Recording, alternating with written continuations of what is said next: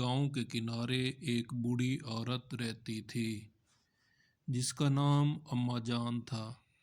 اماں جان بہت نیک دل اور مہربان تھیں، لیکن ان کی زندگی تنہا گزر رہی تھی کیونکہ ان کے بچے بڑے ہو کر شہروں میں جا بسے تھے۔ اماں جان کی روٹی کا ذریعہ جنگل سے جڑی بوٹیاں اور لکڑیاں جمع کرنا تھا، جو وہ گاؤں میں بیچ کر اپنا گزر بسر کرتی تھی۔ ایک دن اماں جان حسب معمول جنگل میں گئیں۔ جنگل میں ہر طرف سکون اور خاموشی تھی، لیکن آج کچھ عجیب سا محسوس ہو رہا تھا۔ اچانک اماں جان کو ایک عجیب آواز سنائی دی۔ وہ خوف زدہ ہو گئیں، لیکن ہمت کر کے آگے بڑھیں۔ کچھ ہی دیر میں انہوں نے دیکھا کہ ایک شیر کانٹے میں پھنسا ہوا تھا اور درد کے مارے کراہ رہا تھا۔ اماں جان کا دل پگھل گیا۔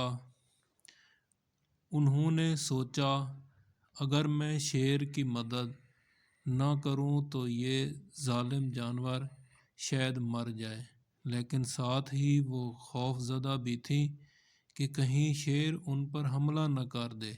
آخرکار اماں جان نے اللہ کا نام لے کر شیر کے قریب جانے کا فیصلہ کیا۔ انہوں نے اپنی چھڑی سے کانٹے کو نکال دیا۔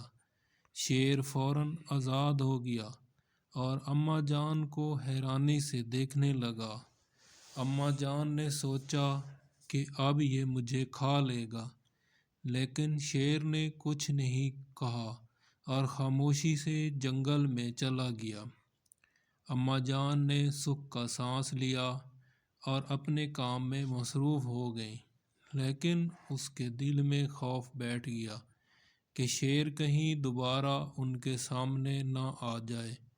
کچھ دن گزرے تو گاؤں میں قحط پڑ گیا۔ کھانے پینے کی چیزیں ناپید ہونے لگیں۔ اماں جان کے پاس بھی کچھ نہ رہا۔ وہ اللہ سے دعا کر رہی تھیں کہ کوئی مدد کو آئے۔ ایک دن وہی شیر اماں جان کے گھر کے دروازے پر آیا اور اماں جان گھبرا گئیں، لیکن شیر نے کچھ نہیں کہا۔ وہ اپنے منہ میں ایک ہرن لے آیا تھا اور اماں جان کے سامنے رکھ دیا۔ شیر کے اس عمل کو دیکھ کر اماں جان کی آنکھوں میں آنسو آ گئے اور وہ سمجھ گئیں کہ نیکی کبھی ضائع نہیں جاتی۔ شیر روزانہ اماں جان کے لیے شکار لانے لگا اور اماں جان کی زندگی آسان ہو گئی۔ گاؤں کے لوگ حیران تھے کہ اماں جان کے پاس کھانے کا اتنا انتظام کہاں سے ہو رہا ہے۔ اماں جان نے اللہ کا شکر ادا کیا اور ہر کسی سے کہا، نیکی کا بدلہ نیکی ہے۔ کسی کے ساتھ بھلائی کرو گے تو وہی بھلائی تمہیں لوٹائی جائے گی، چاہے کسی بھی شکل میں ہو۔ کہانی سے ہمیں یہ سبق ملتا ہے کہ نیکی ہمیشہ رائے گاں نہیں جاتی۔ اگر آپ کسی کی مدد کریں گے تو اللہ آپ کی مدد ضرور کرے گا، چاہے وہ مدد کسی بھی شکل میں ہو۔